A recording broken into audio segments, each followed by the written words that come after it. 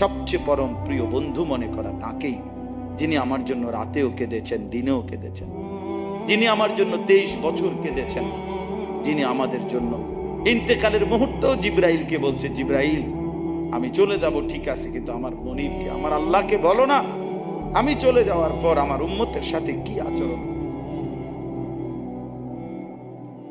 গোটা হাসরের ময়দানে সব নবী, রসুল, সাহাবা, আউলিয়া, গাউস, কুতুব যা বলেন, সমস্ত নেককার অথবা সমস্ত মানুষ সবাই যখন বলবে, সমস্ত মানুষ নবীরা পর্যন্ত, ইয়া রব্বি নাফসি নাফসি, আয় আল্লাহ আপনি আমাকে বাঁচান, আমাকে বাঁচান, আমাকে বাঁচান, আমাকে বাঁচান, তখন শুধু একজনই বলবেন, ইয়া রব্বি উম্মতি উম্মতি, আল্লাহ আমার উম্মতকে বাঁচান।